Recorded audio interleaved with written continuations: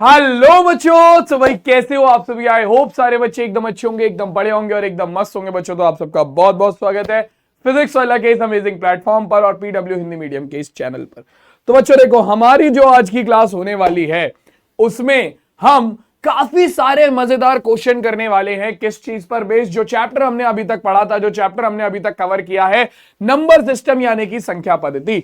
तुम्हारा उदय बैच का पहला चैप्टर अब कंप्लीट होने जा रहा है आज की क्लास के साथ।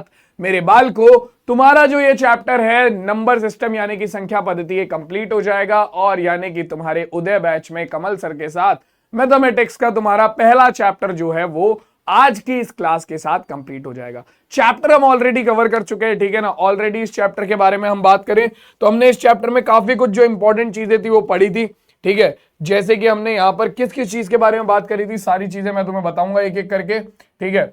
और कौन कौन सी चीजें हमारे लिए इंपॉर्टेंट होने वाली हैं, कौन कौन से क्वेश्चन तुम्हारे एग्जाम में पूछे जा सकते हैं, वो सारे टाइप के क्वेश्चन, जो क्वेश्चन तुम्हें लगता है कि शायद तुम्हारे एग्जाम में आ सकता है, वो क्वेश्चन तुम्हें यहां पर मिलेगा। हो सकता है कि आज की क्लास जो बालक कर ले उसे अपने एग्जाम में जो आने वाले अभी यूनिट टेस्ट है या फिर जो तुम्हारे फाइनल एग्जाम आएंगे उसमें इन क्वेश्चंस में से एक आधा क्वेश्चन या ज्यादा क्वेश्चन देखने को मिल जाए। तो अगर मिल जाए तो भाई थैंक यू बोल देना, ठीक है, कोई दिक्कत नहीं है, मैं ले लूंगा तुम लोगों का थैंक यू। बट हाँ, आज की जो क्लास है वो तुम्हारे के स्क्वायर सर के साथ शुरू करते हैं, यानी कि कमल भैया के साथ। तो भैया देखो, आज की क्लास में जो टॉपिक हमने इस पूरे चैप्टर में पढ़ा, पहले वो बता देता हूं मैं। पूरे चैप्टर में हमने सबसे पहले वास्तविक संख्या के बारे में पढ़ा कि वास्तविक संख्या क्या होती है, ठीक है। वास्तविक संख्याओं के अंदर हमने काफी सारी चीजें देखी थी कि भाई परिमेय संख्या क्या होती है, अपरिमेय संख्या क्या होती है। अपनी जो परिमेय संख्या, उनके फिर क्या पढ़ा था, परिमेय संख्या, अपरिमेय संख्या के बाद पढ़ा था हमने इनके दशमलव प्रसार के बारे में कि भैया वास्तविक संख्या के दशमलव प्रसार कैसे होते हैं, है ना। वास्तविक संख्या के दशमलव प्रसार के बारे में हमने पढ़ा था।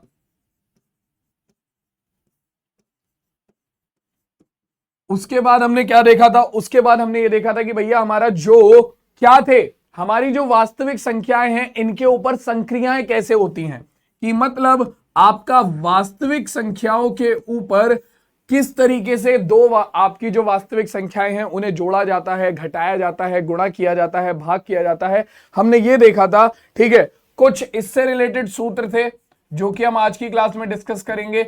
और उसके अलावा हमारी जो क्या है, घातांक के नियम, वास्तविक संख्याओं के लिए घातांक के नियम जो थे वो वाला टॉपिक हमने पढ़ा था, ठीक है।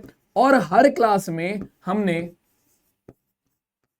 घातांक के नियम, हर क्लास में बच्चों हमने जो भी इंपॉर्टेंट क्वेश्चन हो सकते थे वो तो करा ही दिए थे, लेकिन जो कुछ एक क्वेश्चन बच गए थे उन्हें आज की क्लास में हम डिस्कस कर लेंगे, ठीक है। चाहे वो हो कि √3 को संख्या रेखा पर कैसे दर्शाएं, चाहे वो हो कि सर √9.3 को संख्या रेखा पर कैसे दर्शाएं, ये सारी चीजों के बारे में हम आज की क्लास में बात करेंगे। तो परेशान नहीं होना है, आज की क्लास में संख्या पद्धति वाला जो तुम्हारा पूरा चैप्टर है वो हम शुरू से लेकर एंड तक पूरा खत्म कर देंगे। टेंशन ना लो, घबराने वाली बात नहीं है। पहले शुरुआत में हल्का सा रिवीजन करेंगे, बेसिक सा रिवीजन, ताकि जो बच्चे नए आए हैं उन्हें समझ में आ जाए कि थोड़ा थोड़ा कर क्या रहे हैं हम, ठीक है। और जो बच्चे नए आए हैं बेटा, इससे पहले ऑलरेडी इस लेक्चर के, इस चैप्टर के 4 लेक्चर हो चुके हैं, तो प्लीज उन लेक्चर्स को जरूर देख लेना। उसके बाद क्या कहते हैं, इस क्लास को देखना, ठीक है, वो तुम्हें यहीं पर मिल जाएंगे यूट्यूब चैनल पर, ठीक है ना। उदय बैच के नाम से तुम्हें मैथ्स की क्लास में सारे सब्जेक्ट्स के उदय बैच में क्लासेस चल रही हैं क्लास 9th की, तो मैथ्स की भी तुम्हें उसी में मिल जाएगी, जहां पर ऑलरेडी इस चैप्टर के 4 लेक्चर हो चुके हैं, ये 5वां लेक्चर है, ठीक है, जिसमें हम इस चैप्टर के इन सब टॉपिक पर बेस्ड जो इंपॉर्टेंट क्वेश्चन है वो आज की क्लास में डिस्कस करने वाले हैं। तो आज की क्लास का टॉपिक यही होने वाला है कि जो संख्या पद्धति पूरा चैप्टर है इस पर बेस्ड इंपॉर्टेंट क्वेश्चन हम आज की क्लास में डिस्कस करेंगे, ठीक है। और मैं गारंटी के साथ बोल सकता हूं कि ये जो इंपॉर्टेंट क्वेश्चन मैं तुम्हें आज की क्लास में कराने वाला हूं, तुम्हें तुम्हारे एग्जाम में इनमें से क्वेश्चन जरूर देखने को मिलेगा, ठीक है। अब बच्चों के दिमाग में डाउट होगा कि सर ये क्वेश्चन आप कौन सी बुक से लाए हो, क्या ये मेरी बुक से है या नहीं है, क्या ये किसी और की बुक से है, कहां से लाए हो, मैं बता देता हूं। ये क्वेश्चन, इनमें कुछ क्वेश्चन एनसीईआरटी के होंगे, कुछ एनसीईआरटी एग्जाम्पलर के होंगे, ठीक है ना, कुछ एक क्वेश्चन इसमें ऐसे होंगे जो कि हम लेकर आए हैं अलग अलग, जैसे मनोहर रे की बुक से, डॉक्टर मनोहर रे की बुक से है, ठीक है, नूतन की बुक से है, नगीन की बुक से है। तो अलग अलग जो मैथ्स की बुक है मैंने वहां से क्वेश्चन अलग अलग जगह से उठाकर अपने इस उसमें डाले हैं, ठीक है, आज की क्लास में। तो क्वेश्चंस को ध्यान से देखेंगे, सारे बच्चे ध्यान से क्वेश्चंस को सॉल्व करेंगे, ठीक है। और मैं तुम्हें अप्रोच समझाता हुआ चलूंगा कि किस क्वेश्चन को किस तरीके से सॉल्व करना है। तो बिना किसी देरी के, बिना कोई टाइम गवाए शुरुआत करें। चलो, तो एक छोटा सा रिवीजन ले लेते हैं इस पूरे चैप्टर का। तो सबसे पहले हमने संख्या पद्धति के बारे में पढ़ा। हमें पता लगा कि भैया वास्तविक संख्याएं जो होती हैं, वास्तविक संख्याएं जो होती हैं, इनमें हमारी दो तरीके की संख्या आती है, एक तो परिमेय संख्या और एक अपरिमेय संख्या, ठीक है, परिमेय संख्या और अपरिमेय संख्या। अब जो परिमेय संख्या होती हैं वो संख्या होती है जिन्हें p बटे q के रूप में लिखा जा सकता है, जहां पर p और q पूर्णांक हो और q बराबर ना हो 0 के, ठीक है। वही अपरिमेय संख्या इनकी बिल्कुल उल्टी होती हैं, ऐसी संख्याएं जिन्हें p बटे q के रूप में नहीं लिखा जा सकता, जहां पर p और q दोनों पूर्णांक हो, ठीक है, और q बराबर ना हो 0 के। मतलब कि अपरिमेय संख्याओं के अंदर वो वाली संख्याएं डाल देते हैं जो परिमेय संख्याओं के साथ क्या कर देती हैं, गद्दारी कर देती हैं, सीधी बात, ठीक है। ऐसी संख्याएं जो परिमेय संख्याओं के साथ गद्दारी कर देती हैं, जो p बटे q के रूप में नहीं लिखी जाती, ठीक है, वही हमारी क्या बन जाती है बच्चों, वही हमारी बन जाती हैं अपरिमेय संख्या। अब अपरिमेय संख्या बन गई तो भैया देखो, अब अपरिमेय संख्याओं के बाद हमारा जो परिमेय संख्या होती है उनके सामने ये सारी जो संख्याएं हैं, 1/2 -1/2 -3/4 7/8 9/11, ये सब तो आती हैं। इनके अंदर तुम्हारे पूर्णांक भी आ जाते हैं। क्या आ जाते हैं, पूर्णांक भी आ जाते हैं। 0 1 2 3 -1 -2 -3 -7 -9 -100 -1000, जितने भी पूर्णांक हैं वो सारे के सारे हमारे किसमें आ जाते हैं, सारे के सारे हमारे आ जाते हैं बच्चों, किसमें, परिमेय संख्याओं के अंतर्गत। फिर पूर्णांकों में आप जानते हो, पूर्णांकों में क्या आता है, पूर्णांकों में आपके पूर्ण संख्याएं यानी कि 0 1 2 3 4 5 6 और ऋणात्मक पूर्णांक आते हैं, ठीक है। पूर्ण संख्याओं में तुम्हारा क्या आता है, प्राकृतिक संख्याएं और शून्य आता है, ठीक है, प्राकृतिक संख्या और शून्य आता है। तो उसी का एक चार्ट है जो कि यहां पर मैंने पूरा का पूरा बना रखा है, ताकि तुम लोग इस चार्ट से अच्छे से सारी चीजों को समझ सको। अब इसके बाद ये जो हमने वास्तविक संख्याएं पढ़ी थी, ठीक है, जिसमें हमारी परिमेय और अपरिमेय संख्या होती है, वास्तविक संख्याएं जो हमने पढ़ी थी जिसके अंदर परिमेय और अपरिमेय संख्या होती हैं, इनके दशमलव प्रसार के बारे में भी हमने पढ़ा था, ठीक है, कि भाई हमारा देखो दो प्रकार के दशमलव प्रसार हमारे पास होते हैं, एक होता है शांत दशमलव प्रसार और दूसरा होता है अशांत दशमलव प्रसार। फिर अशांत के अंदर भी हमारे पास दो तरीके के दशमलव प्रसार होते हैं, अशांत आवर्ती का दशमलव प्रसार, अशांत अनावर्ती का दशमलव प्रसार। शांत दशमलव प्रसार कौन सा होता है, जो दशमलव के बाद कुछ अंकों तक जाता है और फिर खत्म हो जाता है, जैसे कि इसका नाम है वैसे इसका काम है। जैसे मैं हूं कमल, भाई जैसी भी संगति में रहूं, जैसा मेरा नाम है वैसे ही मेरा काम है। भाई किसी भी तरीके की संगति में मैं रहता हूं, लेकिन फिर भी मैं बिल्कुल एकदम जैसा मैं हूं वैसा बना रहने की कोशिश करता हूं, ठीक है। अपने आसपास की कीचड़ को अपने ऊपर नहीं जमने देता, ठीक है। कमल का ये तो काम होता है कि कमल की पंखुड़ियों पे कभी भी कीचड़ नहीं रुकता है। तो सेम जैसे इसका नाम है वैसे ही इसका काम है, शांत। शांत मतलब ये दशमलव के बाद कुछ अंकों तक जाता है और फिर शांत हो जाता है। फॉर एग्जाम्पल जैसे कि 0.25 दशमलव है, दशमलव के बाद दो अंकों तक गया, खत्म हो गया। 0.00001, 1 2 3 4 5 अंकों तक गया, खत्म हो गया। 1.7413, 4 अंकों तक गया, खत्म हो गया। मतलब ऐसा दशमलव प्रसार जो कुछ अंकों तक चलकर खत्म हो जाए वो शांत दशमलव प्रसार होता है।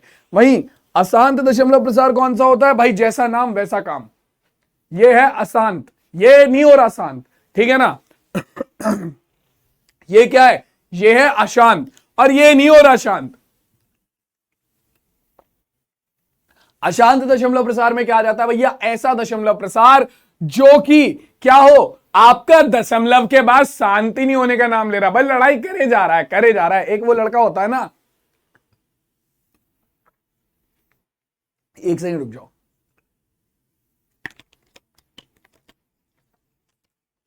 जब भी कहीं लड़ाई हो रही होगी, ठीक है, जब भी कहीं लड़ाई हो रही होगी तो वहां पे दो तरीके के बंदे होते हैं। एक तो वो बंदा जो अपनी बात कह के चुप हो जाता है, ठीक है, वो है शांत दशमलव प्रसार।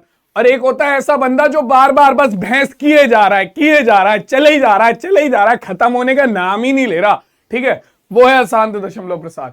तो भैया ये ऐसे ही होता है, ठीक है, क्या कि भैया ये दशमलव के बाद कभी खत्म नहीं होता। जैसे कि 0.121212 dash dash dash 0.4510125047 dash dash dash. तो यहां पर क्या है बच्चों, देखो दोनों ही दशमलव प्रसारों के आगे डैश लगा हुआ है, मतलब ये दशमलव प्रसार खत्म नहीं हो रहे हैं, ये दशमलव प्रसार खत्म नहीं हो रहे हैं, ये आगे बढ़ते जा रहे हैं। ठीक है, ये खत्म नहीं हो रहे हैं, ये लोग आगे बढ़ते जा रहे हैं। ठीक है, तो ऐसे दशमलव प्रसार को अब हम बोलते हैं शांत अशांत दशमलव प्रसार। मतलब इनका नहीं खत्म होता, इन्हें भाई लड़ते रहना, चले जाओ चले जाओ चले जाओ चले जाओ, खत्म ही नहीं होना।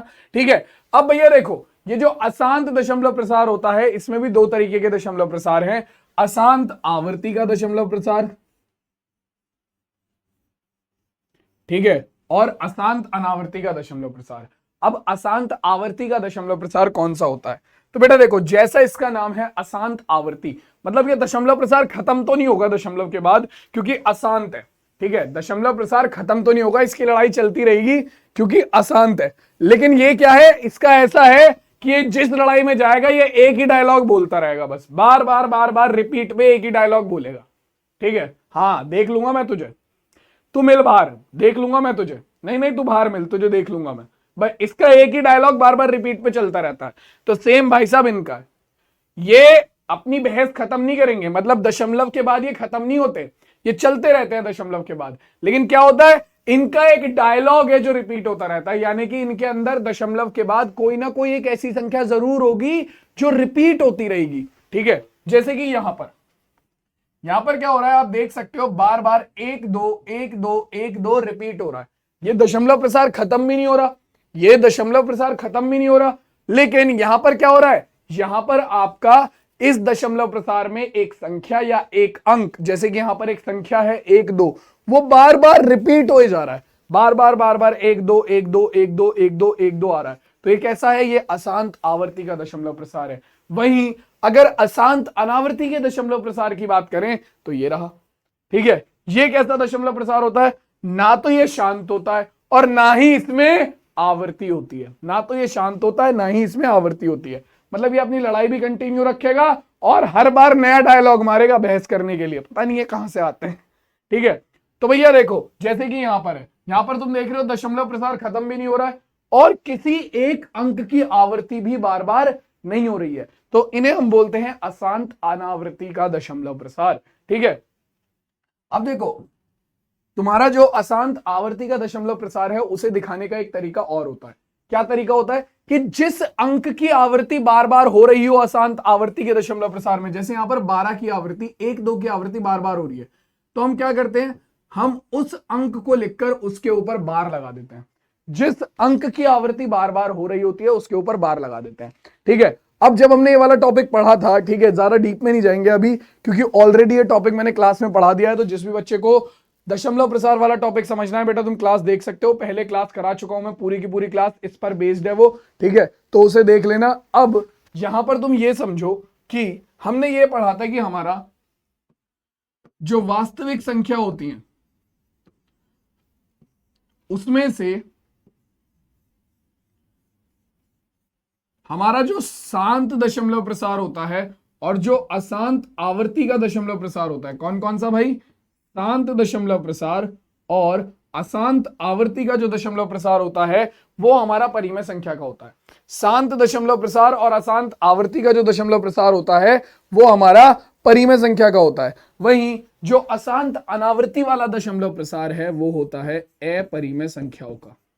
ठीक है, अपरिमेय संख्याओं का दशमलव प्रसार कैसा होता है, अपरिमेय संख्याओं का दशमलव प्रसार अशांत अनावर्ती का होता है। ठीक है, अशांत अनावर्ती का होता है। तो बच्चों दशमलव प्रसार वाला टॉपिक सबको क्लियर है। ठीक है, अब दशमलव प्रसार के बाद हमारे ये कुछ सूत्र थे जो मैंने पिछली क्लास में भी समझाए थे। ठीक है, जैसे कि रूट ए की गुणा अगर तुम रूट ए में करते हो तो रूट बी में करते हो तो सीधा सीधा तुम क्या लिख सकते हो, रूट ए गुणा बी। ठीक है, रूट ए बटे रूट बी लिखा हुआ है तो सीधा सीधा आप उसे लिख सकते हैं रूट के अंदर ए अपॉन बी। ठीक है, root A plus root B into root A minus root B है, तो इसे डायरेक्टली ए माइनस बी लिख सकते हैं। सीधे सीधे सूत्र हैं, ठीक है। पिछली क्लास में मैंने बहुत अच्छे से इन सूत्रों को समझाया है, तो भाई एक बार पिछली क्लास जरूर देख लेना। बैकलॉग जो तुम्हारा लगा हुआ है, जो बचा हुआ बैकलॉग है, वो जरूर क्लियर कर लेना सारे बालक, ठीक है। अब देखो ए प्लस रूट बी इंटू ए माइनस रूट बी क्या होगा, ए स्क्वायर माइनस बी के, ठीक है। और root A plus root B का होल स्क्वायर क्या होगा, A plus two root A B plus B, ठीक है। अब बच्चों यहां पर इसके अलावा और क्या सूत्र हैं, और सूत्र हैं ये, जो कि हैं वास्तविक संख्याओं के लिए घातांक के नियम। जैसे कहीं लिखा हुआ है ए की घात m गुणा ए की घात n, तो यहां पर क्या है, आधार एक जैसे हैं, घात अलग अलग है, तो क्या होगा, और दोनों पद गुणा में है, तो क्या होगा, आपका आधार वही रहेगा और घातें आपस में जुड़ जाएंगी, ठीक है।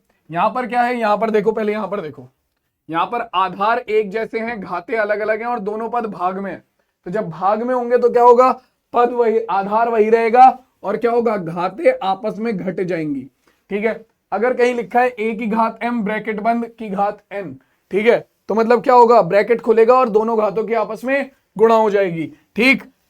अब क्या है कि आधार अलग अलग हैं, आधार अलग अलग हैं और घातें एक जैसी हैं, ठीक है। यहां पर क्या है, आधार a और b है और घात है m, तो क्या होगा, दोनों पद गुणा में है तो दोनों की गुणा एक के अंदर हो जाएगी, a गुणा b, और घात वैसी रहेगी। सेम अगर दो अलग आधार वाले पद जिनकी घात एक जैसी हो, वो दोनों अगर भाग में हो तो क्या होगा, दोनों एक दूसरे के भाग में आ जाएंगे और घात वही रहेगी, ठीक है। इसके अलावा a की घात 0 का मान कितना होता है, a की घात 0 का मान होता है 1, और अगर कहीं लिखा है a की घात माइनस m, तो उसका मान होता है कितना बच्चों, उसका मान होता है सिंपल हमारे पास कितना, उसका मान होता है 1 बटे a की घात m, ठीक है। ये सबको क्लियर हो गया। अब देखो यहां पर अगर हम बात करें तो एक चीज और है जो कि मुझे तुम्हें समझानी है, क्या कि भाई देखो, रूट a का मान होता है a की घात 1 बटा 2, रूट a का मान होता है कितना, a की घात 1 बटा 2, ठीक है। और अगर वहीं पर हम बात करें कि रूट के साथ हमें कोई घात दे दी जाए, जैसे कि यहां पर तुम्हारा कोई नंबर लिख दे, जैसे 3 लिख दिया, या फिर मैं यहां पर सीधा सीधा n ले लेता हूं, n, ठीक है। तो अगर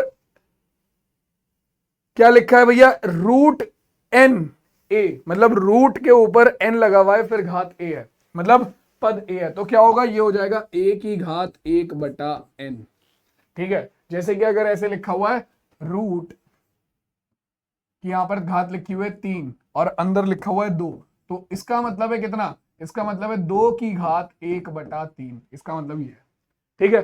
तो ये सारे सूत्र हैं जो कि तुम लोगों को पता होने चाहिए। एक बार इन सारे सूत्रों को देख लो, ठीक है, एक बार इन सारे सूत्रों को देख लो ध्यान से। क्लियर है सबको ये, क्लियर है सबको ये, चलो भाई अब आगे चलते हैं और अब जो कहानी है वो सीधा अपनी आज की मेन क्लास पर लेकर आते हैं।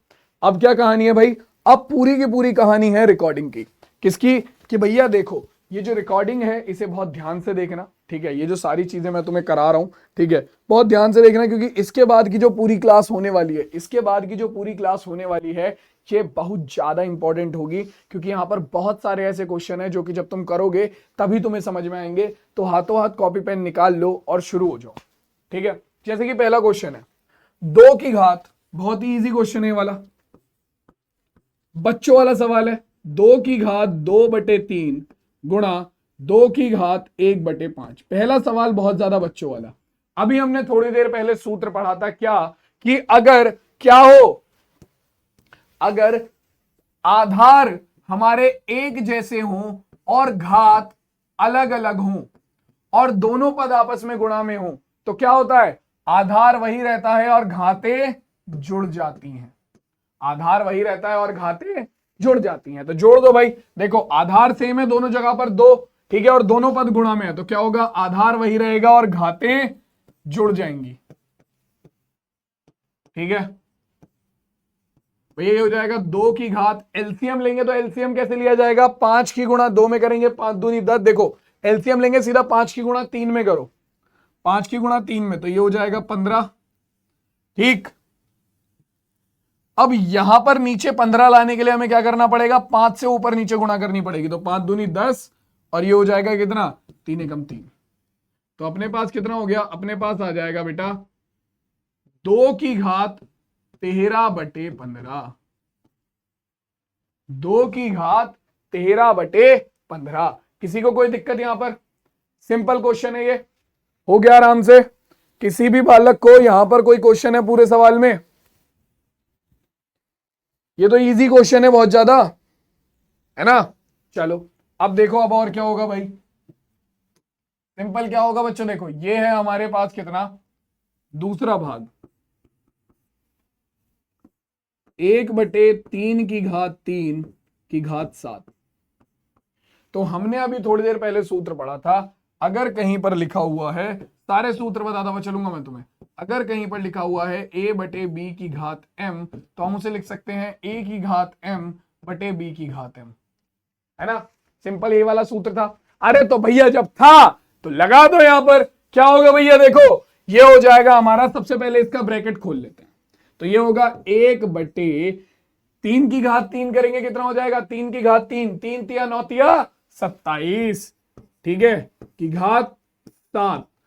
अब इसमें ये वाला सूत्र लगा दो, क्या हो जाएगा, ये हो जाएगा 1 की घात 7 बटे 27 की घात 7। अब भैया 27 की घात 7 का मान तुम अपने आप निकालते रहना, 27 गुणा 27 गुणा 27 गुणा 27 गुणा 27 गुणा 27 गुणा 27, ठीक है। जो आएगा मान वो देख लेना। 1 की घात 7 का मान कितना हो गया, 1/27 की घात 7 का मान तुम लोग खुद से निकाल लेना, जो मान आएगा वही इस प्रश्न का उत्तर हो जाएगा, ठीक है। सिंपल है, हो जाएगा, इजी है, ठीक है। अब इसके बाद के बाकी के दोनों सवाल तुम लोग करोगे खुद से, ठीक है। यहां पर क्या है, देखो समान आधार वाले दो पद भाग में है, तो क्या होगा, पद वही रहेगा और घातें आपस में घट जाएंगी, ठीक है।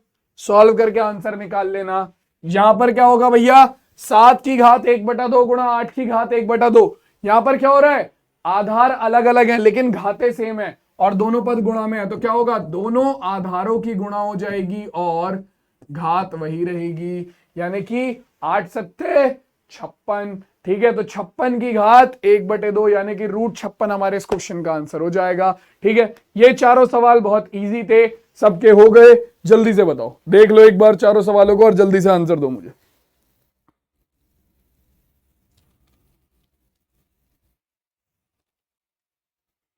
चलो भाई आगे बढ़ा जाए, अब आगे बढ़ा जाए अब।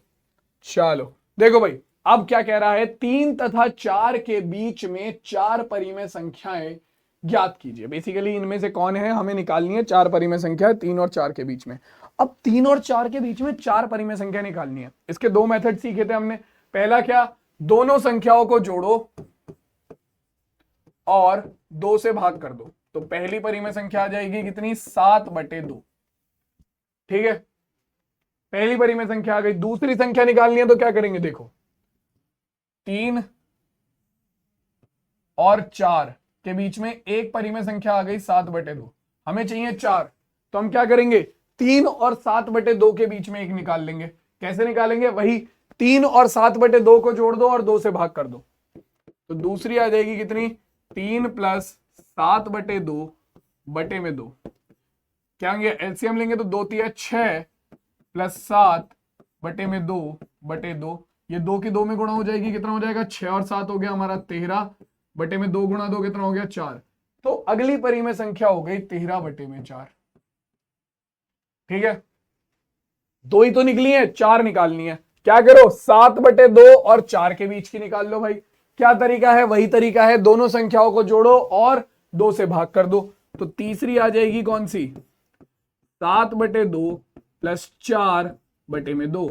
एलसीएम लेंगे 2 चौक 8, तो हो जाएगा 7 + 8 बटे में 2, ठीक है, और बटे 2। तो 8 और 7 कितना हो गया, 15 बटे में, ये 2 ऊपर चला जाएगा, 2 दूनी 4, तो 15/4। अगली परिमेय संख्या हो गई 15/4, ठीक है। अभी एक और निकालनी है, अभी एक और निकालनी है, तो क्या करो, 3 या 13/4 के बीच में निकाल दो, 13/4 या 7/2 के बीच में निकाल दो, 7/2 या 15/4 के बीच में निकाल दो, या फिर 15/4 और 4 के बीच में निकाल दो। किसी के बीच में निकाल लो, तुम्हारा काम हो गया। देखो मैं निकाल देता हूं यहां पर किसके, 13/4 और 7/2 में, तो 13/4 + 7/2 बटे में 2। एलसीएम लेंगे इनका, एलसीएम आ जाएगा 4, ऊपर आ गया 13 प्लस 7 दूनी 14 बटे में 2। तो 2 की गुणा 4 में हो जाएगी, हो जाएगा 8, और ऊपर कितना हो गया 13 और 14 कितना हो जाएगा, ये हो जाएगा हमारा 27। तो 27 बटे 8, इसके बीच की एक और परिमेय संख्या आ गई 27 बटे 8। तो ये चारों परिमेय संख्याएं तुम देख सकते हो, ये जो चारों परिमेय संख्याएं मैंने निकाली हैं ये 3 और 4 के बीच में, ठीक है। तो एक तरीका तो ये है परिमेय संख्या निकालने का, लेकिन भाई इससे ज्यादा परिमेय संख्याएं नहीं निकाली जा सकती। इस वाले तरीके से ज्यादा परिमेय संख्याएं नहीं निकाली जा सकती। जैसे मान लो मुझे 7-8 परिमेय संख्या निकालनी पड़ जाए, मुझे मान लो 7-8 परिमेय संख्या निकालनी पड़ जाए, तो इस मेथड से निकालने में बड़ी दिक्कत होगी, ठीक है। तो उसके लिए हमारे पास दूसरा मेथड है, क्या कि भाई देखो, सबसे पहले हमारी दोनों संख्याएं कौन कौन सी हैं, दोनों संख्याएं हैं हमारे पास 3 और 4, और हमें कितनी परिमेय संख्याएं निकालनी है, कितनी परिमेय संख्याएं निकालनी है, 4। तो यानी कि n क्या है बच्चों, यहां पर उन परिमेय संख्याओं का मान जो कि हमें निकालना है, उन परिमेय संख्याओं का मान जो कि हमें निकालना है। तो सबसे पहले हम क्या करेंगे, सबसे पहले हमारी जो दी हुई संख्याएं हैं, सबसे पहले जो हमारी दी हुई संख्याएं हैं, हम उनके आधार बराबर, उनके हर को बराबर करते हैं, हर को बराबर करते हैं। जैसे कि मान लो यहां पर तो तुम देखोगे कि कोई हर है ही नहीं, यहां पर तो तुम देखोगे कि तो कोई हर है ही नहीं, तो यानी कि इनके हर तो पहले से ही बराबर है, इनके हर में क्या है, पहले से ही 1 है, ठीक है। इनके नीचे कोई हर नहीं है, इसका मतलब इनके हर में पहले से ही 1 है। लेकिन कई बार ऐसा होता है, मान लो आपको संख्या दी जाए 1/2 और 1/3, ठीक है, तो अब इनके हर जो है वो अलग अलग है, तो तुम्हें पहले क्या करना पड़ेगा, इनके हर बराबर करने पड़ेंगे। और हर बराबर करने का सबसे बढ़िया तरीका मैं बताता हूं, दूसरी संख्या के हर से पहली संख्या में गुणा और भाग कर दो, तो हो जाएगा 1/2, 3 से गुणा और 3 से भाग, कितना हो जाएगा 3 एकम 3, 3 दूनी 6, ठीक है। और पहली संख्या के हर से दूसरी संख्या में गुणा और भाग कर दो, तो कितना हो जाएगा भैया, ये हो जाएगा 2/2, तो 2 एकम 2 और 2 तिया 6, हो गया हर बराबर दोनों के, हो गए हर बराबर दोनों के। अब जब एक बार हर बराबर हो जाएंगे तो उसके बाद क्या करोगे, हर बराबर हो गए उसके बाद देखो हमें कितनी परिमेय संख्या निकालनी है, 4। तो जितनी परिमेय संख्या निकालनी हो उसमें क्या करो, 1 ऐड कर दो, तो n+1। हर बार यही करना है, हर बार यही करना है, जितनी परिमेय संख्या निकालनी है उसमें 1 ऐड कर दो। तुम्हें कितनी निकालनी थी, 4, 1 ऐड कर दो, 5 हो गई। 5 से अब क्या करो, दोनों संख्याओं में अंश और हर में 5 से गुणा कर दो, क्या होगा भाई, ये हो जाएगा 5 तिया 15 बटे में 1 और 5 चौक 20, सॉरी 5 तिया 15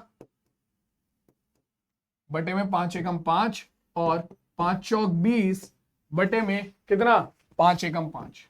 तो अब तुम देखो तुम्हारी जो दो संख्याएं थी 3 और 4, 3 और 4 वो बदल चुकी हैं किसमें, वो बदल चुकी हैं तुम्हारा 15/5, 15/5 और 20/5 में, ठीक है। तो 15 से लेकर 20 तक की जितनी भी संख्याएं लिख दो बटे में 5 लेकर, तो ये हो गया 16/5, 17/5, 18/5, 19/5, ठीक है। हमें कितनी परिमेय संख्याएं चाहिए थी, हमें 4 परिमेय संख्याएं चाहिए थी, तो 4 परिमेय संख्या हो गई 16/5, 17/5, 18/5 और 19/5, खत्म क्वेश्चन। तो इस वाले मेथड से तुम्हें जितनी परिमेय संख्याएं निकालनी है तुम उतनी परिमेय संख्याएं निकाल सकते हो मिनटों की, सेकंडों में, ठीक है। बस क्या करना है, सबसे पहले अपना जो दी गई दोनों संख्याएं हैं उनके हर बराबर करो। जैसे यहां पर हर बराबर नहीं थे तो पहले मैंने हर बराबर करे, ठीक है। हर बराबर करने के बाद अपना जितनी परिमेय संख्याएं निकालनी है दोनों परिमेय संख्याओं के बीच में उसमें +1 ऐड करो, जो भी नंबर आएगा उससे क्या करो, ऊपर और नीचे अंश और हर में दोनों संख्याओं में गुणा कर दो, और उसके बाद जो संख्याएं निकल कर आएंगे उनके बीच की परिमेय संख्या लिखकर अपना आंसर निकाल लो। क्लियर है सबको ये क्वेश्चन भी? तो इस तरीके का कोई क्वेश्चन आएगा परिमेय संख्या निकालने वाला तो निकाल लोगे आराम से, किसी को कोई दिक्कत तो नहीं होगी यहां पर। चलो अब आगे आ जाओ, अगला सवाल देखो क्या कह रहा है भैया, √15 × √10 का मान क्या होगा। तो भाई अभी हमने थोड़ी देर पहले ही पढ़ा था कि अगर कहीं पर लिखा है रूट ए गुणा रूट बी तो ये बराबर होता है रूट के अंदर ए बी के, है ना। तो बस इसका इस्तेमाल कर लो, हो गया क्वेश्चन सॉल्व। बच्चों वाला सवाल है। तो रूट 15 गुणा रूट 10 कितना हो जाएगा भैया? रूट के अंदर 15 गुणा 10, ठीक है, यानी कि ये हो गया कितना? 150। ये हो गया 150, ठीक है। कितना हो गया? 150। 150 को हम एक चीज और लिख सकते हैं क्या? 25 गुणा 6, 25 गुणा 6 लिख सकते हैं हम, ठीक है। 6 पंजे 30 का 0 हासिल हो गया 3, 6 दूनी 12 और 3 15, ठीक है। 150 को हम 25 गुणा 6 लिख सकते हैं। 25 को स्क्वायर रूट से बाहर निकालेंगे कितना हो जाएगा? 25 को स्क्वायर रूट से बाहर निकाला 5, अंदर बचा 6। तो भैया देखो तुम्हारा रूट 15 गुणा 10 का मान कितना निकल कर आ गया? रूट 15 गुणा 10 का मान निकल कर आ गया हमारा कितना? हमारा 5 रूट 6, 5 रूट 6। और यही हमारे इस क्वेश्चन का आंसर हो जाएगा। सिंपल। किसी को कोई दिक्कत? बहुत बेसिक बेसिक से क्वेश्चन है, बस तुम्हें फॉर्मूले याद होने चाहिए। अगर तुम्हें फॉर्मूले याद है तुम सारे क्वेश्चंस के साथ खेल जाओगे बिना किसी दिक्कत के, ठीक है। चलो ये वाला क्वेश्चन सॉल्व करो। तुम्हें क्या करना है? इसे सरलतम रूप में लेकर आना है। जल्दी से बताओ क्या आंसर होगा। और ये भी डायरेक्ट फॉर्मूला बेस्ड है। पहले मैं इजी क्वेश्चन से चल रहा हूं, धीरे धीरे लेवल बढ़ाता हुआ चलूंगा क्वेश्चन का। जल्दी से आंसर बताओ इसका क्या होगा। बहुत इजी क्वेश्चन है, जल्दी से आंसर बताओ।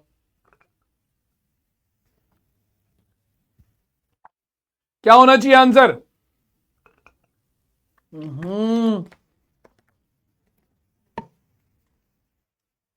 भाई साहब डायरेक्ट फॉर्मूला बन रहा है, ए प्लस रूट बी इंटू ए माइनस रूट बी। क्या होता है ये? बताया था, ए स्क्वायर माइनस बी के इक्वल।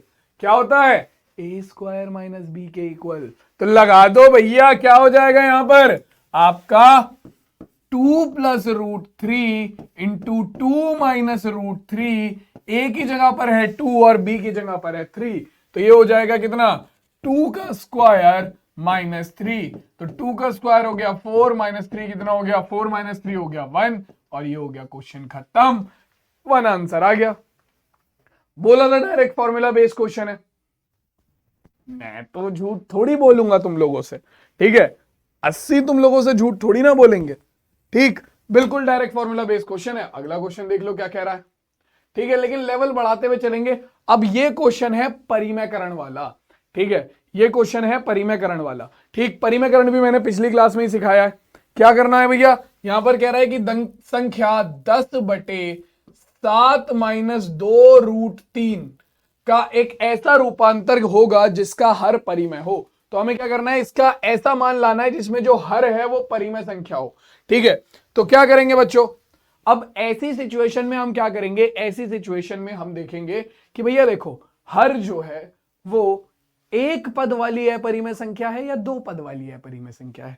अगर एक पद वाली अपरिमेय संख्या है तो उसी संख्या से ऊपर और नीचे गुणा कर दो, तुम्हारा काम हो जाएगा। जैसे 1/√2 आ जाए, या 3/√4 आ जाए, सॉरी √5 आ जाए, या 7/√8 आ जाए। ये सब क्या है? हर में केवल एक पद वाली अपरिमेय संख्याएं हैं। लेकिन यहां पर क्या है? यहां पर है हमारे पास 7 माइनस 2 रूट 3, यानी कि यहां पर 2 पद वाली अपरिमेय संख्या है। यहां पर क्या है? 2 पद वाली अपरिमेय संख्या है, 7 और 2 रूट 3, 2 पद वाली अपरिमेय संख्या है।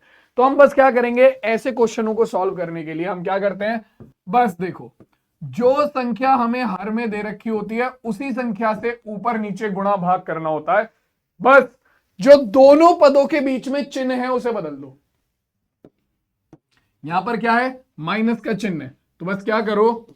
इस माइनस के चिन्ह को प्लस कर दो, यानी कि 7 प्लस 2 रूट 3 और 7 प्लस 2 रूट 3 से गुणा अंश में और हर में कर दो, तुम्हारा क्वेश्चन सॉल्व हो गया। बस इन दोनों की गुणा कर लो, क्या आएगा? ये बन जाएगा 10 गुणा 7 प्लस 2 रूट 3 बटे में कितना? तुम्हारा 7 माइनस 2 रूट 3 गुणा 7 प्लस 2 रूट 3। अरे बबुआ डायरेक्ट फॉर्मूला बन गया a माइनस बी गुणा a प्लस बी का। किसके इक्वल होता है? ए स्क्वायर माइनस बी स्क्वायर के। ए की जगह पर है 7 और बी की जगह पर है 2√3, तो हो जाएगा 7 का स्क्वायर माइनस 2√3 का स्क्वायर। हो गया क्लियर? चमका के नहीं चमका, जल्दी से बताओ। सबको क्लियर है? अरे बिल्कुल क्लियर है। देखो भाई, 10 गुणा 7 प्लस 2√3 पटे में 7 का वर्ग करेंगे तो ये हो गया 49, माइनस 2 का वर्ग करेंगे तो 4, और 3 का वर्ग करेंगे तो कितना होगा? वर्गमूल 3 का वर्ग करेंगे तो ये हो जाएगा 3। तो 4 तिया 12। देखो 2√3 का वर्ग करेंगे तो आएगा कितना? 2 का वर्ग हो गया 4, और √3 का वर्ग करोगे तो ये हो जाएगा 3। तो 4 तिया 12। ठीक है, कभी तुम पूछने लगो कि यहां पर 12 कैसे आ गया, तो 12 ऐसे आया। ठीक है, हल कर लेंगे बच्चों तो कितना आएगा हमारे पास? ये हो जाएगा 10 गुणा 7 प्लस 2√3 बटे में 49 में से 12 जाएंगे तो कितना बचा? 49 माइनस 2 हो गया 47। ठीक है, और 47 माइनस 10 हो गया 37। तो अपने पास आ गया कितना? 10 बटे 37 गुणा 7 प्लस 2√3। और इसी के साथ हमारा ये वाला क्वेश्चन पूरा का पूरा यहीं पर खत्म हो गया। किसी को कोई दिक्कत है यहां पर? किसी भी बच्चे को इस पूरे क्वेश्चन में कोई दिक्कत है? देख लो भाई एक बार। क्लियर है भाई? बिल्कुल इजी सा क्वेश्चन था, बस क्या करना था? हर का परिमेयकरण करना था। तो हमने देखा 2 पद वाली अपरिमेय संख्या है, तो हमने क्या करा? बस दोनों पदों के बीच का चिन्ह बदला, माइनस से प्लस करा और ऊपर नीचे दोनों संख्याओं में गुणा कर दी। ठीक है, और गुणा करने के बाद ऊपर तो ऐसे ही आ गया, और नीचे क्या बन गया? a minus B into A plus B, A square minus B square का फॉर्मूला बन गया। डायरेक्ट फॉर्मूला लगाया, वैल्यू निकाली और आंसर हमारे पास आ गया। क्लियर? समझ में आ गया? इजी है, हो जाएगा। क्वेश्चन में एग्जाम में आएगा तो कर दोगे। चलो अभी देखते हैं कितना करोगे। अगला क्वेश्चन देखो क्या कह रहा है। अगला क्वेश्चन कह रहा है कि 2 माइनस √5 क्या है? एक परिमेय संख्या है, एक अपरिमेय संख्या है, एक प्राकृत संख्या है, या इनमें से कोई नहीं। बहुत इजी क्वेश्चन है। ठीक है, बस ध्यान होना चाहिए कि जब मैंने वास्तविक संख्याओं पर संक्रियाएं पढ़ाई थी तो वहां पर ये सारी चीजें बताई थी। बताओ क्या होगा? मैंने तुम्हें पढ़ाया था जब आप दो परिमेय संख्याओं को जोड़ते हो, घटाते हो, गुणा करते हो और भाग करते हो तो तुम्हारे पास हमेशा परिमेय संख्या आती है, यानी कि वो आपस में गद्दारी नहीं करती। लेकिन वहीं पर अगर हम बात करें कि अपरिमेय संख्या, दो अपरिमेय संख्या को जब जोड़ते हैं, घटाते हैं, गुणा करते हैं और भाग करते हैं, वो परिमेय भी हो सकती हैं और वो अपरिमेय भी हो सकती हैं। लेकिन जब हम बात करते हैं एक परिमेय और एक अपरिमेय संख्या की, तो जब आप एक परिमेय और एक अपरिमेय संख्या को जोड़ते हो या घटाते हो तो हमेशा अपरिमेय संख्या आती है, तो हमेशा अपरिमेय संख्या आती है। और जीरो को छोड़कर अगर किसी भी परिमेय संख्या को आप अपरिमेय संख्या के साथ गुणा करते हो या भाग करते हो तो भी हमेशा अपरिमेय संख्या ही आती है। और यहां पर क्या हो रहा है? यहां पर एक परिमेय संख्या में से एक अपरिमेय संख्या को घटाया जा रहा है। तो भैया क्या निकल कर आएगा? परिमेय संख्या में से जब अपरिमेय संख्या को घटाया जाएगा तो सीधी सी बात है अपरिमेय संख्या ही आएगी। क्या आएगी? अपरिमेय संख्या ही आएगी। तो इसका मतलब सिंपल है, 2 माइनस √5 क्या है? एक अपरिमेय संख्या है और हमारा बी विकल्प इस प्रश्न का बिल्कुल सही उत्तर होगा। सिंपल सा, इजी सा, आसान सा क्वेश्चन। सबको क्लियर है? चलो आगे देखते हैं। अगला सवाल क्या कह रहा है कि भैया इनमें से कौन अपरिमेय है? तो आपको बताना है इनमें से कौन अपरिमेय है। मैंने आपको बताया था कि भैया देखो, अपरिमेय संख्या जो है, ये सारी चीजें मैंने क्लासेस में बता रखी हैं। तो जो भी बच्चे नए हैं उन्हें लग रहा है कि सर क्या बता रहे हैं, तो बेटा एक बार पिछला जो तुम्हारा बैकलॉग है वो क्लियर कर लो प्लीज। ठीक है, वहां पर मैंने ये सारी चीजें बता रखी हैं कि भैया देखो, अगर रूट के अंदर ऐसा धनात्मक पूर्णांक आता है, ऐसा धनात्मक पूर्णांक आता है जो पूर्ण वर्ग न हो, जो पूर्ण वर्ग न हो तभी आपका अपरिमेय संख्या होती है। जैसे कि पूर्ण वर्ग कौन से होते हैं? पूर्ण वर्ग वो होते हैं जिनका स्क्वायर रूट पूरा पूरा सॉल्व हो जाता है, जैसे 4, ठीक है, 9, 16, 25, 36, 49, ये सब क्या है, ये पूर्ण वर्ग है। 2 का पूर्ण वर्ग 4 है, ठीक है। 4 किसका पूर्ण वर्ग है, 2 का।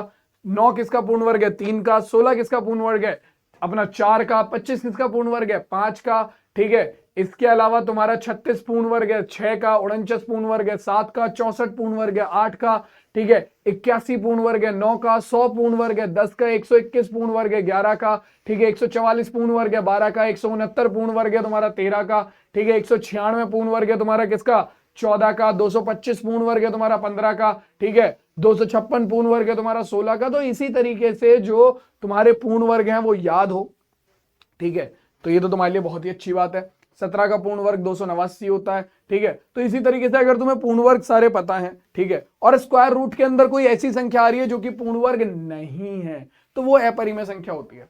जैसे कि अब इनमें से बात करें तो देखो 25 क्या है, एक पूर्ण वर्ग है। तो स्क्वायर रूट को जब तुम इसे हल करोगे तो रूट 25 का मान आता है 5, ठीक है। 12/3 रूट 12/√3 को तुम लिख लोगे रूट के अंदर 12/3, इसे हल करोगे तो उतना हो जाएगा रूट के अंदर 3 चौक 12। 4 को रूट से बाहर निकालोगे तो आ जाएगा 2। तो तुम देख सकते हो कि ये दोनों के दोनों ही क्या है, ये दोनों के दोनों ही परिमेय संख्या बन रही हैं हल होने पर। यहां पर केवल एक लौती ऐसी संख्या जो कि रूट के अंदर ऐसा धनात्मक पूर्णांक लेकर रखी हुई है जो कि एक पूर्ण वर्ग नहीं है, वो है केवल और केवल √5। तो इसीलिए √5 ही एक क्या होगी, अपरिमेय संख्या होगी। और इसी के साथ हमारा जो ये वाला क्वेश्चन है ये भी यहीं पर कंप्लीट हो जाता है। क्लियर है सबको, ये भी सबको समझ में आ गया, ये भी सबको क्लियर है। चलो अब अगला सवाल देखो। अब ये कह रहा है कि √32 प्लस √48 बटे में √8 प्लस √12 का मान क्या होगा। तो इसे पहले सॉल्व करना पड़ेगा थोड़ा सा। तो हमें ये कह रहा है कि भैया देखो √32 प्लस √48 बटे में √8 प्लस √12 का मान बताना है क्या होगा। तो इस पूरे को हम क्या करते हैं बच्चों, इस पूरे को हम सॉल्व करने की कोशिश करते हैं और बदलने की कोशिश करते हैं 2 या 3 या 5 में, ठीक है। तो देखो भाई, अगर हम देखें तो हम इन्हें कैसे बदल सकते हैं, कोशिश करोगे थोड़ी सी तो समझ में आएगा कि इन्हें कैसे बदला जा सकता। सोचो, या तो तुम डायरेक्ट इसका परिमेयकरण कर दो, ठीक है। देखो परिमेयकरण तो अल्टीमेटली तुम्हें करना ही करना है, चाहे तुम कुछ भी कर लो, परिमेयकरण तो करना ही पड़ेगा। तो या तो डायरेक्ट तुम इसका परिमेयकरण करो या फिर पहले थोड़ा सा सॉल्व कर लो, है ना।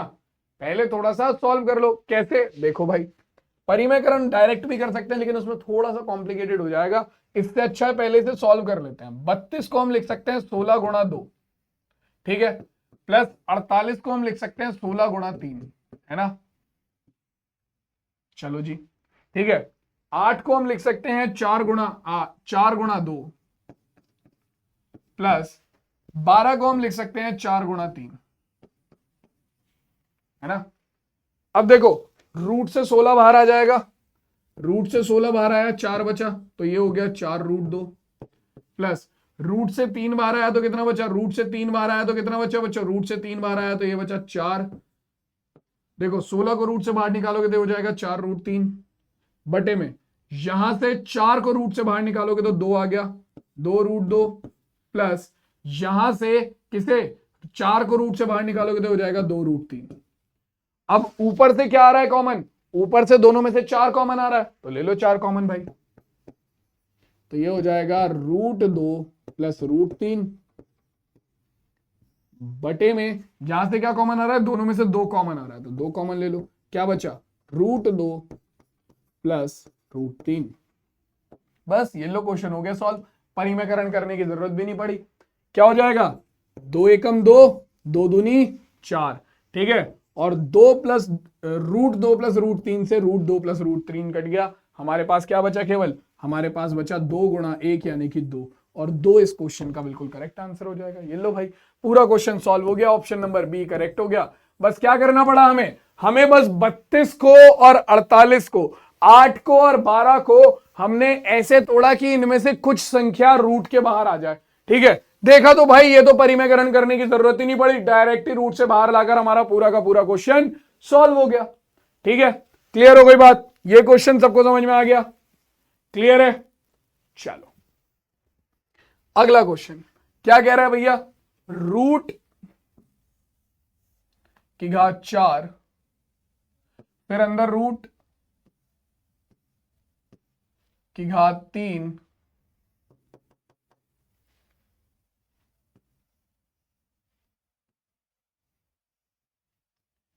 कितना? 3 और फिर 2 की घात 2। ठीक है, इसे हमें हल करना है। तो मैंने तुम्हें पहले ही बता रखा है, बहुत इजी क्वेश्चन है, तुम्हें बस ये पता होना चाहिए कि रूट ए की घात n अगर है, ठीक है, ये अगर हमारे पास है तो इसका मतलब होता है a की घात 1/n। ठीक है, तो सबसे पहले जब हम एक एक करके रूट को हल करते हुए चलेंगे, हमारे पास है 2 की घात 2। तो सबसे पहले जब हम इस रूट 3 घात वाले को हल करेंगे तो हमारे पास क्या आएगा? ये जो 3 के ऊपर रूट के ऊपर 3 है, ये हो जाएगा घात 1/3। ठीक है, और इस पूरे के ऊपर रूट जिसमें घात कितनी है? जिसमें घात है हमारे पास 4 बाहर वाली, क्योंकि जो अंदर वाली 3 थी ये तो 1/3 में बदल गई। इसे सॉल्व करेंगे तो कितना होगा? ये हो जाएगा हमारा, देखो, a की घात m की घात n, ये भी पढ़ा था। ब्रैकेट खोलेंगे तो क्या होगा? पावर यानी कि घात आपस में गुणा हो जाएगी, तो m गुणा n हो जाएगा। ये क्या हो जाएगा? m गुणा n हो जाएगा। इजी क्वेश्चन है। ठीक है, तो हो जाएगा 2 की घात 2 गुणा 1/3 और रूट 4। ठीक है, तो अपने पास कितना आ गया? ये आ गया रूट 4 पावर वाला, और ये हो जाएगा 2 की घात 2/3। ठीक है, अब इस रूट 4 को भी इस रूप में लिख लेंगे, तो ये हो जाएगा हमारा कितना? जो रूट की घात 4 है तो ये हो जाएगा 2 की घात 2/3 की घात 1/4। फिर से ब्रैकेट खुलेगा तो ये हो जाएगा 2 की घात 2/3 गुणा 1/4। ठीक है, 2 से काटेंगे, 2 दूनी 4, तो अपने पास कितना हो जाएगा? 2 की गुणा 3 में हो जाएगी, तो ये आ गया 2 की घात 1/6, और 2 की घात 1/6 इस प्रश्न का बिल्कुल सही उत्तर हो जाएगा। कौन सा ऑप्शन करेक्ट हो गया भैया? ऑप्शन नंबर सी, 2 की घात 1/6 इस क्वेश्चन का करेक्ट आंसर हो गया। किसी को कोई दिक्कत है यहां पर? क्लियर हो गया सबको? ये भी आ गया समझ में? आसान है बिल्कुल। क्वेश्चन कर लोगे संख्या पद्धति के अगर आएंगे तो? चलो अभी देखते हैं कितने कर पाओगे। बहुत सारे क्वेश्चन है, टेंशन ना लो, बहुत सारे क्वेश्चन है, भांति भांति प्रकार के अलग अलग क्वेश्चन है। क्या कह रहा है भाई? गुणनफल निकालो किसका? रूट की घात, भैया देखो, रूट पर घात 3 2 गुणा 4 2 गुणा 32। ठीक है, तो इन सबका मतलब क्या है? इन्हें पहले सॉल्व कर लेंगे। सबका मतलब क्या हो जाएगा? ये हो जाएगा 2 की घात 1/3 गुणा 2 की घात 1/4 गुणा 32 की घात 1/12।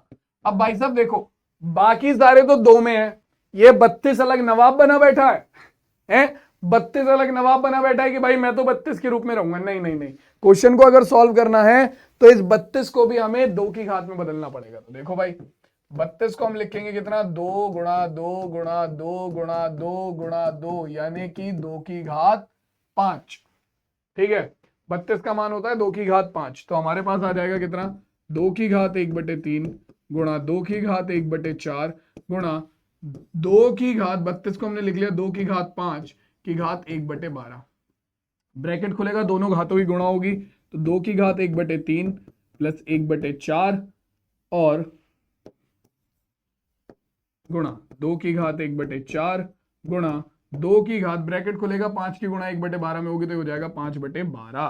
तो अब देखो क्या है, समान आधार वाले और अलग अलग घात वाले पदों की गुणा हो रही है। तो क्या होगा? आधार तो वही रहेगा और घात क्या होगी? घात आपस में जुड़ जाएगी, तो 1/3 1/4 और 5/12। ठीक है, घात जुड़ गए भाई, सॉल्व कर लो। कितना होगा? एलसीएम हो जाएगा 2 की घात 12, घात का एलसीएम आ गया 12। ठीक है, हो जाएगा 4 प्लस 3 प्लस 5। ठीक है, तो अब इसे सॉल्व करेंगे, कितना आ जाएगा, ये आ जाएगा हमारा 2 की घात 5 4 9 और 3 12, तो 12/12, 12 से 12 कट गया, हमारे पास आ गया 2 की घात 1, यानी कि 2 प्रश्न का बिल्कुल सही उत्तर हो गया। ठीक है, तो कौन सा ऑप्शन करेक्ट हो जाएगा, ऑप्शन नंबर बी 2 हमारे इस दिए गए सवाल का बिल्कुल सही उत्तर हो गया। तो क्वेश्चन इजी था, बस क्वेश्चन में क्या करना था, ये जो रूट के अंदर 32 दिया हुआ था इसे हमें क्या करना था, 2 की घात के रूप में पहले बदलना था। जैसे ही हमने इतना काम कर लिया, हमारा पूरा क्वेश्चन सॉल्व हो गया। किसी को कोई दिक्कत है यहां पर, क्लियर है सबको ये, जल्दी से बताओ बच्चों, क्लियर है सबको ये।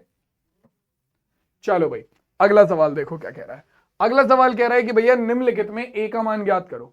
अब हमें क्या करना है, यहां पर हमें दिया हुआ है 6/3√2 माइनस 2√3 बराबर 3√2 माइनस a√3। तो हमें क्या करना पड़ेगा यार, हमें इस पूरे क्वेश्चन को कन्वर्ट करना पड़ेगा इस रूप में, पूरे क्वेश्चन को कन्वर्ट करना पड़ेगा इस रूप में, ताकि हमारा जो ये वाला पार्ट है अगर वो इस रूप में बदल गया तो हम दोनों तरफ की तुलना करके क्या कर सकते हैं, अपना ए का मान निकाल सकते हैं। इसके अलावा हमारे पास कोई तरीका नहीं है। अब इसे इस रूप में कैसे बदला जाए, इसे इस रूप में बदलने का एक तरीका, इधर तो मैं साफ पता लग रहा है कि इसके हर में कुछ नहीं है, यानी कि इसके हर में 1 है, तो हमें भी इधर इसके हर में 1 बनाना पड़ेगा। जो इसके हर में है वो इसके हर में बनाना पड़ेगा, क्योंकि हमें इसे इस रूप में लेकर आना है। तो कैसे लाएं भाई, अब हर को बदलना है, हर को बदलने का तरीका क्या, परिमेयकरण। तो इधर वाली संख्या का कर दो परिमेयकरण, तो ये हो जाएगा 6/3√2 माइनस 2√3। अब परिमेयकरण कैसे करेंगे, दो पद वाली अपरिमेय संख्या है, दो पद वाली अपरिमेय संख्या, तो क्या करेंगे, बीच का चिन्ह बदलकर बस ऊपर नीचे अंश और हर में गुणा कर देंगे। तो 3√2, ये माइनस का चिन्ह है तो क्या हो जाएगा प्लस 2√3 बटे में 3√2 प्लस 2√3। अब ऊपर तो क्या बन जाएगा, बराबर 3√2 माइनस a√3। ठीक है, अपने पास क्या हो जाएगा, ऊपर तो बन गया 6 गुणा 3√2 प्लस 2√3, और नीचे क्या बन गया बच्चों, नीचे हमारा 3√2 माइनस 2√3 गुणा 3√2 प्लस 2√3, a माइनस बी गुणा a प्लस बी का सूत्र बन गया, यानी कि ये हो गया a स्क्वायर, यानी कि 3√2 का स्क्वायर माइनस बी स्क्वायर, यानी कि 2√3 का स्क्वायर, बराबर 3√2 माइनस a√3। सिंपल। ठीक है, हल करेंगे, क्या आएगा निकल कर, देखो भाई ऊपर है हमारे पास 6 गुणा 3√2 प्लस 2√3,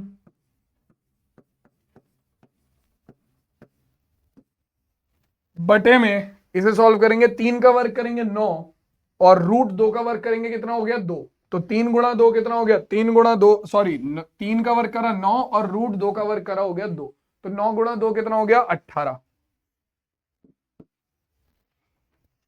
ठीक है, और 2√3 का वर्ग करेंगे तो 2 का वर्ग करा 4 और √3 का वर्ग करा तो ये हो गया 3, तो 4 गुणा 3 कितना हो गया 12, ये आ गया 18 माइनस 12 बराबर किसके भैया, ये बराबर आ गया 3√2 माइनस a√3 के। ठीक है, तो अपने पास आ जाएगा 6 गुणा 3√2 प्लस 2√3 बटे में 18 माइनस 6, 18 माइनस 12 करेंगे तो ये भी आ गया 6 के बराबर, बराबर 3√2 माइनस a√3 के बराबर। ठीक है, 6 से 6 कट गया तो अपने पास आएगा 3√2 प्लस 2√3 बराबर 3√2 माइनस a√3। भाई साहब पूरा सब बदल गया, देखो यहां पर 3√2 था, इधर भी 3√2 आ गया, यहां पर √3 था, यहां पर √3 आ गया, तो a का मान तो 2 हो जाना चाहिए तुलना करने पर, a का मान तो 2 हो जाना चाहिए तुलना करने पर। और बहुत सारे बच्चे a का मान 2 लगाकर आ भी जाएंगे और लगेगा मैं तो पूरा नंबर का करके आया हूं, पूरा नंबर मिलेगा, लेकिन नंबर तो कट गया भाई, क्योंकि a का मान 2 तो नहीं आएगा, क्योंकि यहां पर माइनस का चिन्ह है और यहां पर प्लस का चिन्ह है।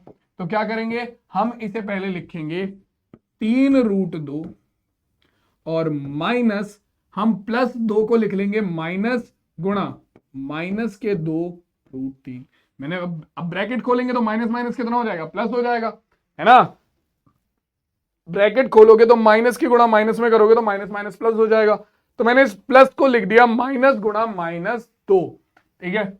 और ये बराबर हो गया हमारा 3√2 माइनस a√3 के। तो √3 वाले पदों की गुणा आपस में तुलना कर दो, तो देखो यहां पर √3 का गुणांक क्या है 3a, और यहां पर √3 का गुणांक क्या है -2, तो तुलना करने पर a का मान कितना निकल कर आ गया -2। तो a बराबर -2 हमारे इस दिए गए क्वेश्चन का बिल्कुल करेक्ट आंसर होगा। a बराबर -2 हमारे दिए गए क्वेश्चन का बिल्कुल करेक्ट आंसर होगा। क्लियर है सबको ये क्वेश्चन भी? अब किसी को इसमें तो कोई डाउट नहीं बचा, आ गया सबको समझ में? आगे बढ़ा जाए, चलो जी। पूरा क्वेश्चन बेहतरीन तरीके से हो गया। अब देखो जैसे कि ये वाला क्वेश्चन है, यहां पर क्या कह रहा है, यहां पर आपको कह रहा है कि आपको इन्हें p/q के रूप में बदलना है। तो मैं दोनों क्वेश्चनों को एक एक करके बताऊंगा। ये दोनों क्वेश्चन काफी ज्यादा इंपॉर्टेंट है, हर बार एग्जाम में आते हैं, ठीक है। या तो ये क्वेश्चन देखने को मिल जाएगा या इसके जैसा क्वेश्चन देखने को मिल जाएगा, और करने का तरीका सेम है, करने का तरीका सेम है। बस क्या करना है, आपको दिया हुआ जो संख्या है 0.134 के ऊपर बार, तो यहां पर केवल 3-4 के ऊपर बार है, इसका मतलब 3-4 जो है वो बार बार रिपीट हो रहा है, यानी कि 0.1 3-4 3-4 3-4, ठीक है। तो हमें क्या करना होता है, इस तरीके के सवालों को p/q में बदलने के लिए, जो हमारा ये अशांत आवर्ती का दशमलव प्रसार है, इसे p/q में बदलने के लिए हम क्या करते हैं बच्चों, सबसे पहले दिए गए दशमलव प्रसार को x के बराबर मान लेते हैं। तो माना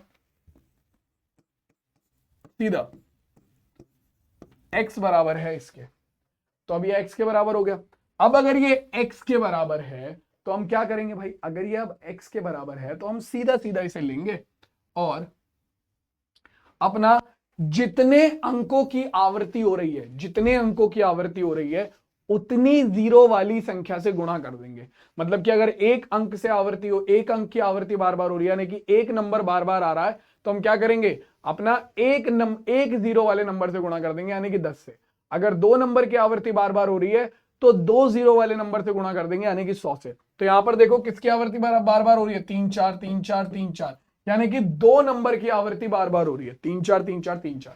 तो 2 नंबर की आवृत्ति बार बार हो रही है, यानी कि 2 जीरो वाली संख्या से गुणा होगी, यानी कि 100 से दोनों तरफ गुणा कर दो, तो हो जाएगा 100x और इधर हो जाएगा 100 गुणा, इसे तो हम बोल देते हैं समीकरण नंबर 1, और ये हो जाएगा 100 गुणा 0.134 34 34 एंड सो ऑन। तो अपने पास आ जाएगा कितना, 100x बराबर 100 की इधर गुणा करेंगे तो 0.2 अंक खिसक कर यहां पहुंच जाएगा, तो अपने पास हो जाएगा 13.4 3 4 3 4 3 4 एंड सो ऑन, ठीक है। तो गुणा करने के बाद जो मान निकल कर आएगा वो हो गई समीकरण नंबर 2। गुणा करने के बाद जो मान निकल कर आएगा वो हो गई समीकरण नंबर 2। अब तुम्हें कुछ नहीं करना, समीकरण 2 में से समीकरण 1 को घटा देना है, इक्वेशन 2 माइनस इक्वेशन 1। समीकरण 2 में से समीकरण 1 को घटा दो, तुम्हारा आंसर आ जाएगा। तो 100x माइनस x बराबर 13.4343 dash dash dash minus 0.13434 dash dash dash, घटा दो भाई। तो देखो 100x में से x जाएगा तो अपने पास कितना आ गया, 100x में से x गया तो अपने पास आ गया 99x, 100x में से x गया तो अपने पास आ गया 99x, और 13.43434 में से 0.1343434 गया तो देखो क्या आएगा, देखो ये हो जाएगा 13.43434 डैश डैश डैश, इसमें से 0.1343434 को सब्ट्रैक्ट करेंगे तो ये आ गया। देखो यहां पर क्या है, 4 में से 4 गया 0, 3 में से 3 गया 0, 4 में से 4 गया 0, 3 में से 3 गया 0, 4 में से 4 गया 0, 3 में से 3 गया 0। मतलब इससे आगे की जितनी भी संख्याएं हैं वो सब आपस में घटने के बाद क्या बन जाएंगी, 0 बन जाएंगी अपने आप, ठीक है। 4 में से 1 गया 3 बचा, 0.3 में से 0 गया 3 बचा, और ये आ गया 1। तो अपने पास 13.434343 में से 0.1343434 को घटाने पर 13.300000 आ गया, यानी कि 13.3 आ गया। ठीक है, तो अब यहां से दशमलव हटाएंगे तो क्या होगा, दशमलव हटाएंगे तो बचे में कितनी, दशमलव के बाद एक अंक है तो दशमलव हटाने पर बटे में क्या आ गया, 10 आ गया। ठीक है, तो अपने पास आ गया 99, x बराबर 133 बटे में 10। ठीक है, 99 की गुणा किस में हो जाएगी, 10 में, तो ये आ गया 133 बटे 99 की गुणा 10 में करेंगे तो ये आ गया 990। और यही हमारे x का मान आ गया। x हमारा क्या था, x था हमारा 0.134 के ऊपर बार, ये मान निकल कर आ गया 133 बटे 990। और ये हमारे इस क्वेश्चन का क्या हो गया, ये हमारे इस दिए गए क्वेश्चन का आंसर हो गया। ये हमारे इस दिए गए क्वेश्चन का आंसर हो गया। क्लियर है सबको अब ये क्वेश्चन भी? किसी को कोई डाउट है इस क्वेश्चन में? क्लियर है सबको? ये कर लोगे? अब P बटे Q में अगर बदलने को आया संख्या को तो बदल दोगे आराम से, कोई दिक्कत तो नहीं है। चलो भाई देखो,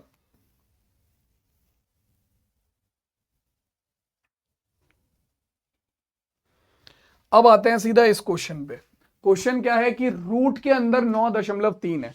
तुम्हें क्या करना है, रूट के अंदर 9.3 है, इसे संख्या रेखा पर प्रदर्शित करना है। ठीक है, तो संख्या रेखा पर रूट के अंदर 9.3 को प्रदर्शित करने के लिए हम क्या करेंगे, देखो रूट के अंदर कोई भी संख्या हो, आपको रूट के अंदर 9.3 दिया है, 9.4 दिया है, 9.5 दिया है, 2.7 दिया है, 7.8 दिया है, 9.11 दिया है, मतलब रूट के अंदर कोई भी संख्या अगर आपको दी हुई है, ठीक है, पहले जो संख्या दी हुई है उतने सेंटीमीटर की लाइन खींच लो।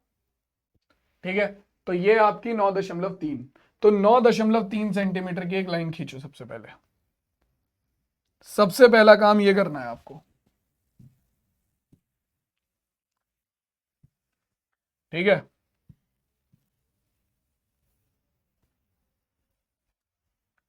तो 9.3 सेंटीमीटर की एक लाइन खींचेंगे हम।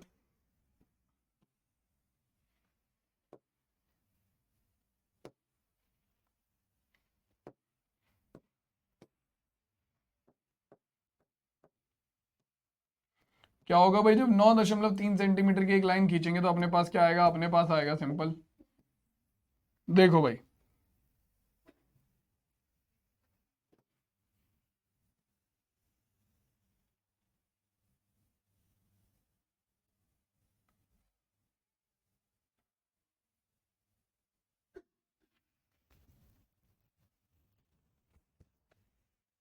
तो मान लो ये हो गई तुम्हारी 9.3 सेंटीमीटर की एक लाइन। ठीक है, ये कितने सेंटीमीटर की है, जितने रूट के अंदर जो भी नंबर दे रखा होगा उतने सेंटीमीटर की एक लाइन खींचोगे। ठीक है, और इस लाइन को मैंने दे दिया नाम ए बी। तो ये जो पॉइंट बी है, जो ये 9.3 सेंटीमीटर की लाइन में ये जो पॉइंट बी होगा, ये जो लास्ट वाला पॉइंट होगा, यही तुम्हारा बनेगा जीरो। संख्या रेखा का जो जीरो होता है वो ये बनेगा। ठीक है, संख्या रेखा का जो ये जीरो होता है वो ये बनेगा। ठीक, उसके बाद अपनी इस रेखा को आगे बढ़ा दो, उसके बाद अपनी इस रेखा को आगे बढ़ा दो, बढ़ा दो भाई। संख्या रेखा तो थोड़ी आगे तक चलेगी ना भाई, मैंने आगे तक बढ़ा दी। ठीक है, अब क्या करो, अपना 1 सेंटीमीटर के डिस्टेंस पर बी से 1 सेंटीमीटर के डिस्टेंस पर एक अपना नंबर ले लो, एक, ये हो गया तुम्हारा 1। ठीक है, फिर हो गया 2, फिर हो गया 3, फिर हो गया 4। ठीक, और इसी तरीके से 1 सेंटीमीटर के डिस्टेंस पे ले लिए मैंने सारे। ठीक है, तो अब जब तुमने तुम्हारी संख्या रेखा बना ली, इस पे तुम्हें अपना दर्शाना है किसे, इस पे दर्शाना है तुम्हें किसे, अपना रूट 3.9 को, सॉरी 9.3 को। तो सबसे पहले क्या करा, रूट के अंदर जो भी नंबर दे रखा है उतने सेंटीमीटर की एक लाइन बनाई, उस लाइन का जो एंड पॉइंट होगा, ठीक है, वो हो जाएगा आपका 0। ठीक है, संख्या रेखा का 0। उसके आगे 1 सेंटीमीटर पर हमने क्या ले लिया, 1 सेंटीमीटर पर अपना 1 2 3 4 ले लिया। ठीक है, अब जो 1 सेंटीमीटर के डिस्टेंस पे पहला बिंदु था तुम्हारा 1, उसे ले लो C। उसे ले लो बिंदु सी। क्या ले लो? जो 0 के बाद 1 सेंटीमीटर के डिस्टेंस पर तुम्हारा पहला बिंदु था उसे ले लो सी। ठीक है, क्या ले लो? सी। और अपना जो AC है, जो AC है, AC का लंब समद्विभाजक करो। लंब समद्विभाजक करना आता है? कैसे होता है? पूरी AC के लंबाई की आधे से ज्यादा दूरी लेंगे, AC के लंबाई की आधे से ज्यादा दूरी लेंगे और एक चाप लगाएंगे। ठीक है, बिंदु A से, और एक चाप नीचे लगाएंगे।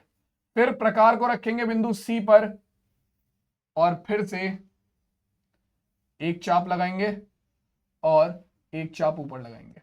जहां पर ये दोनों चाप एक दूसरे को काट रहे हैं, ठीक है, उन दोनों चापों को मिलाते हुए एक रेखा बना देंगे। ठीक है, तो जहां पर ये हमारे AC रेखा को काटेंगे, जहां पर ये हमारा AC रेखा को काटेंगे, वही इसका लंब समद्विभाजक हो जाएगा। क्या हो जाएगा बच्चों? वही बिंदु इसका लंब समद्विभाजक हो जाएगा। और मैं इसका नाम दे देता हूं M। मैं इसका नाम दे देता हूं M। ठीक है, अब क्या करेंगे भाई?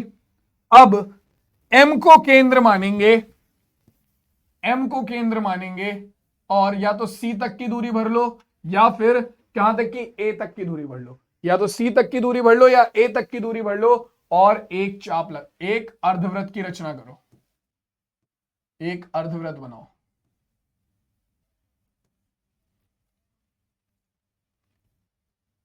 ये लो भाई, ये हो गई अर्धवृत्त की रचना।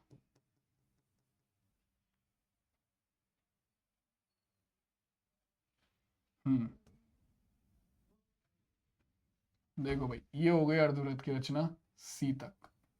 चलो जी, ठीक है, ये हो गई अर्धवृत्त की रचना। ठीक है, अब क्या करो? जो तुम्हारा बिंदु B है, बिंदु B से एक लंब बना दो जो कि अर्धवृत्त को किसी ना किसी बिंदु पर तो काटेगा। बिंदु B से एक लंब बनाओ जो कि अर्धवृत्त को किसी ना किसी बिंदु पर काट रहा होगा। और यही जो तुम्हारा बिंदु है, यही बिंदु तुम्हारा किसे दर्शाएगा? यही बिंदु जहां पर तुम्हारा संख्या, ये B का जो लंब है, जो B का लंब है, ये जहां पर तुम्हारा अर्धवृत्त को काटेगा, ये बिंदु मान लो हो गया D। तो ये DB जो है, यही DB दर्शा रहा है √9.3 को। ठीक है, लेकिन अभी ये हवा में है, संख्या रेखा पर तो नहीं दर्शाया है। संख्या रेखा पर दर्शाने के लिए क्या करेंगे भैया? देखो, अपना प्रकार को B पे रखेंगे। कहां गया प्रकार? गायब हो गया। प्रकार को B पर रखेंगे भैया। ठीक है, B पर रखा।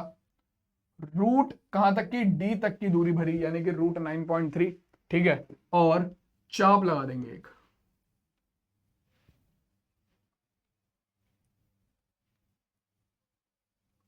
ठीक है, चाप लगा देंगे एक।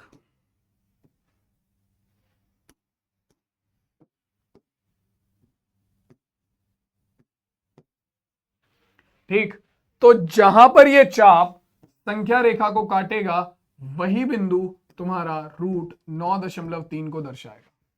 ठीक है, तो भैया ये हो गया तुम्हारा। किसी भी संख्या रेखा पर तुम्हें, किसी भी संख्या रेखा पर तुम्हें स्क्वायर रूट के अंदर कोई भी नंबर दर्शाना है।